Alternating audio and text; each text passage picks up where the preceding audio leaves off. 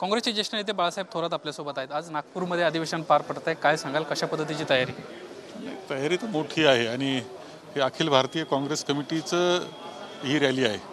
अधिवेशन राष्ट्रीय पातळीवरचं आहे।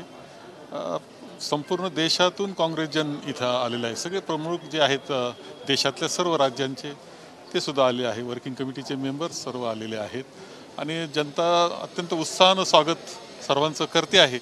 एक जल्लोष आहे आमच्या याच्यावर, एक पुन्हा चैतन्य निर्माण होणारं असं वातावरण होतं आहे। हे तैयार हे हम यावरून आता भाजप टीका करते। त्यांचं असं म्हणणं आहे की काँग्रेसचं हे तैयार हे हम हिंदू धर्म संपवायला निघालेल्या स्टॅलिनसाठी आहे।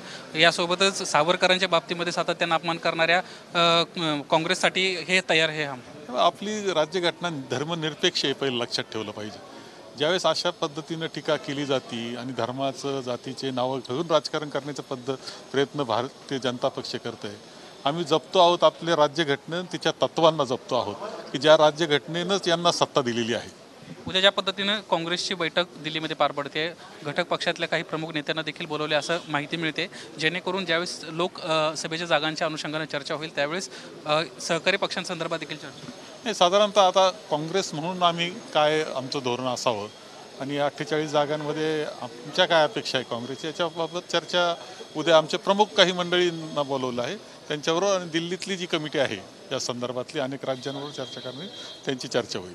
भारत जोडो यात्रा ज्यावेळेस महाराष्ट्रात आली होती त्यावेळेस महाराष्ट्रातले एक ज्येष्ठ काँग्रेसचे सहकारी आहेत पांडे नावाचे, त्यांचं निधन झालं होतं। त्यावेळेस राहुल गांधींकडून आश्वासन देण्यात आलं होतं की त्यांना मदत देखील त्यांच्या कुटुंबाला दिली जाईल। यासोबतच ज्यावेळेस ते नागपूरमध्ये येतील त्यावेळेस त्यांची भेट देखील घेईल।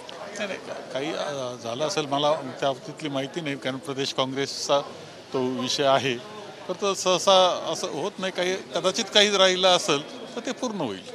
किती जागा लढेल आगामी निवडणुकांमध्ये काँग्रेस? नाही, काँग्रेस आता उद्या आम्ही बसू त्यावेळेस तर साधारण अंदाज आम्हाला येईल का किती जागांवर आम्ही लढणार आहोत। तुमच्या घटक पक्षांचे संजय राऊत एक लिस्ट घेऊन आपल्या वरिष्ठांकडे गेले होते, 23 जागा त्यांना मागितल्या। नाही, ठीक आहे, चर्चा तर होणारच आहे, परंतु मी काय आकडा आता बोलत नाही। आमची उद्या चर्चा होईल त्यानंतरच आम्ही काही बोलू शकू। वंचित बहुजन आघाडीचा निर्णय झालेला नाही, त्यांचं असं म्हणणं आहे की अनेक महत्त्वाच्या चर्चा होत आहेत, मात्र अजूनही आमंत्रण आम्हाला देण्यात आलेलं नाही आहे। शरद पवारांना पुढाकार घेतला, त्या ठिकाणी मेसेज देखील पोहोचवला, मात्र काँग्रेस हालचाल करत नाही आहे। साधारणतः काही गोष्टी असतात अशा असतात का राष्ट्रीय पातळीवरील असतात, चर्चा होते त्यानंतर निर्णय होतात, थोडं त्याचा परिणाम काही काळ उशीर होणं या काही गोष्टी होत असतात, तो राष्ट्रीय पातळीवरच चर्चा त्या बाबतीतली होईल। धन्यवाद सर आमच्याशी बातचीत केल्याबद्दल।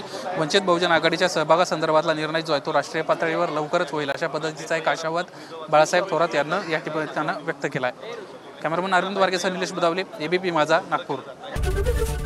एबीपी माझा, उघडा डोळे बघा नीट।